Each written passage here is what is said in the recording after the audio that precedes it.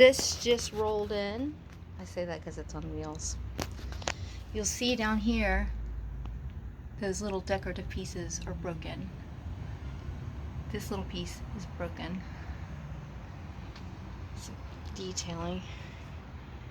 Veneer issue. Break in there.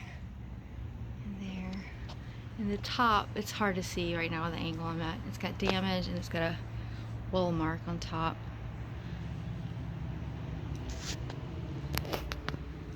This is a true antique. Chest on chest, or HighBoy. People call them different things. Like that. And then the back. Next project.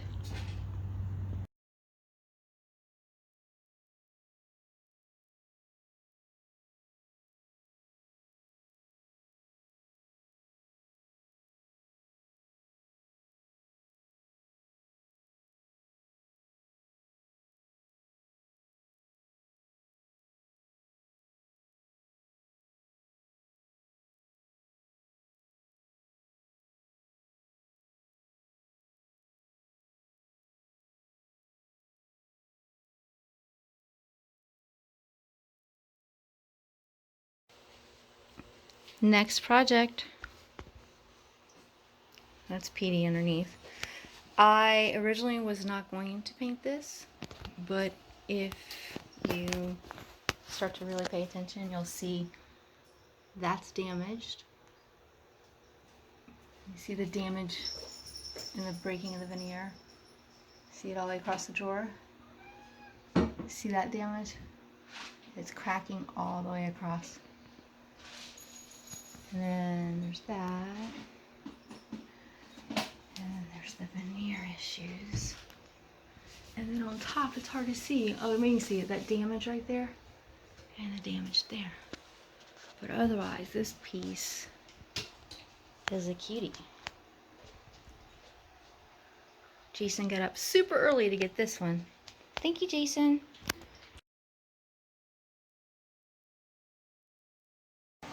So I'm gonna do a little cheat thing. I've got a little bit of the drop cloth by Dixie Belle. I mean, literally, see, empty, caked on in there, spraying a little water. I'm gonna use my Dixie Belle, the Belle brush, and I'm gonna take a little bit of this drop cloth and I'm digging, because it's dry in the bottom, because it's pretty much empty. With a little bit of water, I'm gonna reactivate. See this distressed part here? I'm gonna go across it. See that? Get in there. What I'm doing is I'm giving it a layer underneath the layer I'm going to do in a different color, so that when I distress it, if I decide to distress it, there'll be some difference there. Painted the accenting, and I'm still going to take a little bit more and go over this piece here. I don't know if you can see that accenting piece. It's actually a raised part of the design. Try and get a little bit of this white on there, so that whenever I distress back, if I decide to, I have the option to have what's called a highlight in white. Actually, this is drop cloth, but it's not white. You know what I'm saying. I can say white. I'm going to do this piece down here too, this trim in the white. And that way when I do this stuff, and if I decide to stress it back, there'll be some highlighting underneath there.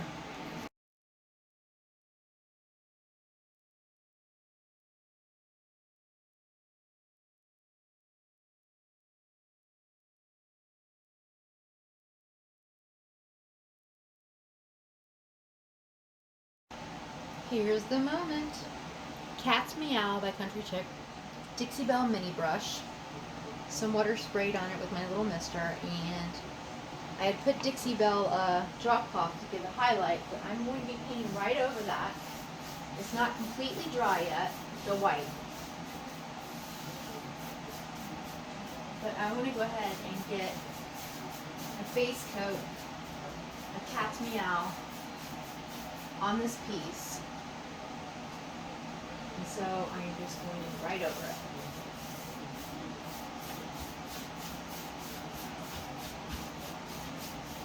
And if you remember, these handles are unable to be removed, so I'm going to go right over them and then I'm going to stress them back. It's on its way, ugly first, and then it'll look totally different.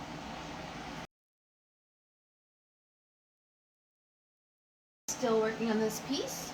I am going to spray this just a little bit. Getting a little bit of resistance because the wood is so thirsty, even though it's been primed. Go in here. Some of that drop cloth is reactivating. And you see now, and I know this looks like a mess, but it's reactivating and it gives it a little bit of a highlight.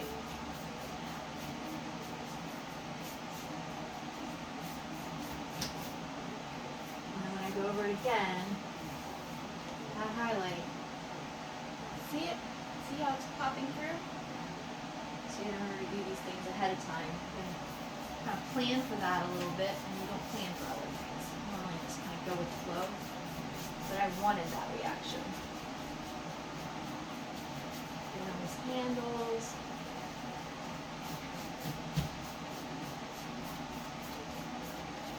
If you go across again as it's starting to dry, it'll start to cool off. So you want to gingerly do that, and you want to go in thin, light, feather-like coats.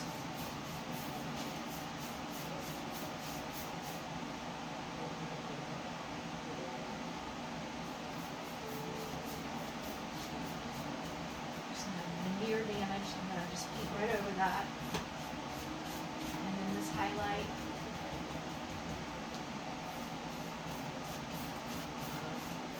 Okay, there we go.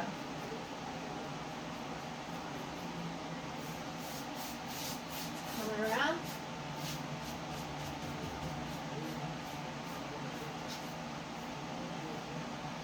See how the highlight's showing? It's really, really showing up on camera right now because I only did one coat. I'll do another coat over there and that'll hide that. So don't worry. I'm going to go over this a little bit too. This inset. It's woodwork. I want to say it's applique, but it's not an applique on this one. This is truly antique old. This is what people copy new furniture and apply to it. This relief to give it some styling. They don't make them like they used to is a true story.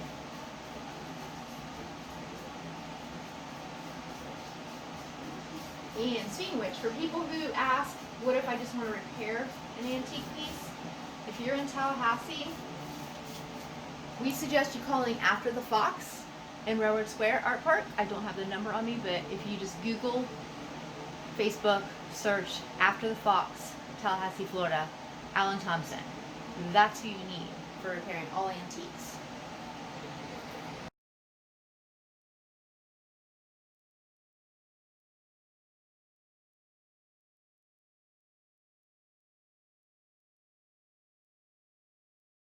I'm working on the side now. You can spray it just a little bit.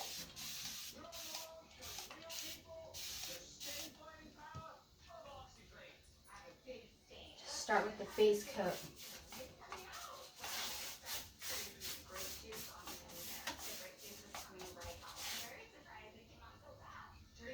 Oh, right in the way, probably. I'm good at that. I'm good at filming my head. And that's the project.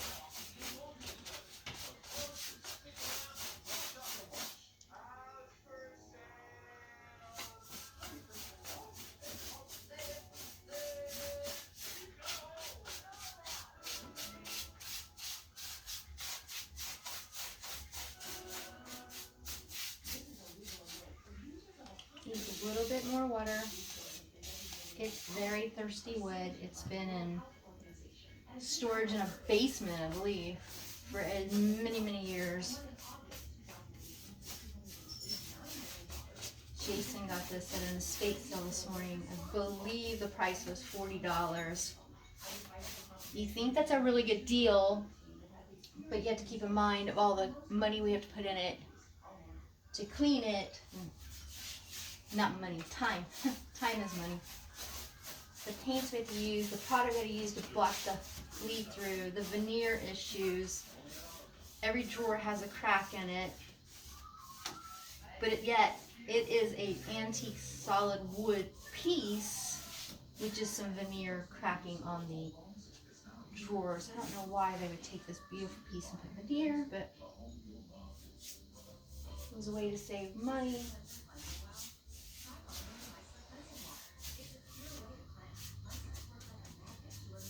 Alright, can you see now? There you go. Coming along, step by step.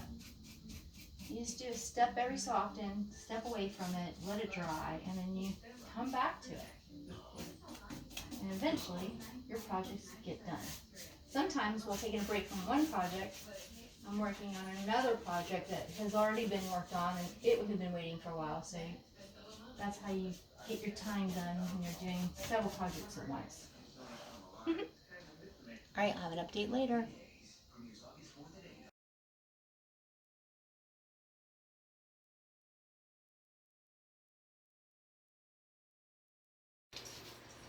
Alright, I let this dry overnight, and you can see, it's hard to tell because the sun's coming in.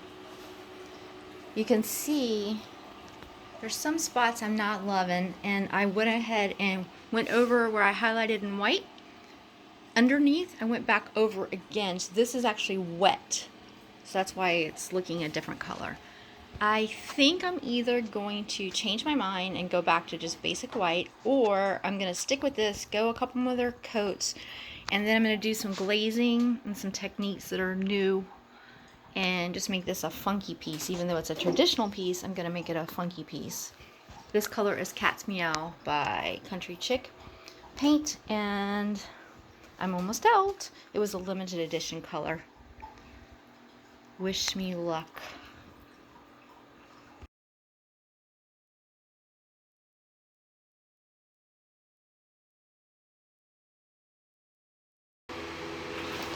Alright, it's getting late. It's been a long Saturday. So what I did was I put on 3 more coats of Cats Meow, and then I put on a clear coat. It has 1 clear coat so far, the Country Chic, just a clear coat that looks satinish.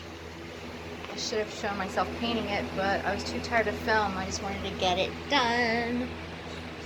So there you go. It is drying. It's not completely dry, so you may see some spots that are glossier than others.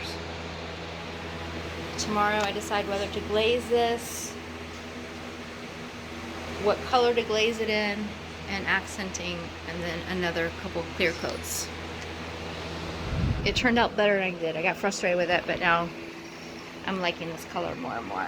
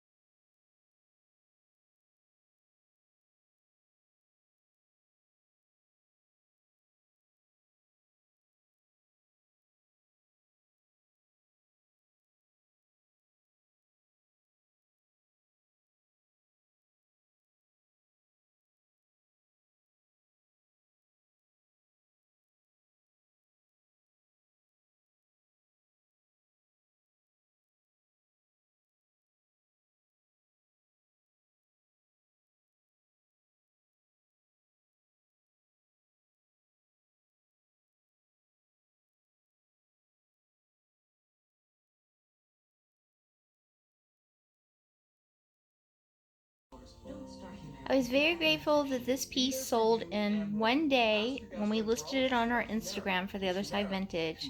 A lady by the name of Gabby is coming to get it. She purchased this online, meaning she paid us online without even coming to the store. She's going to pick it up, and so grateful. One day it was $279, and I love this piece, so I'm going to miss it. I'm glad that Gabby's getting it. Thanks, Gabby.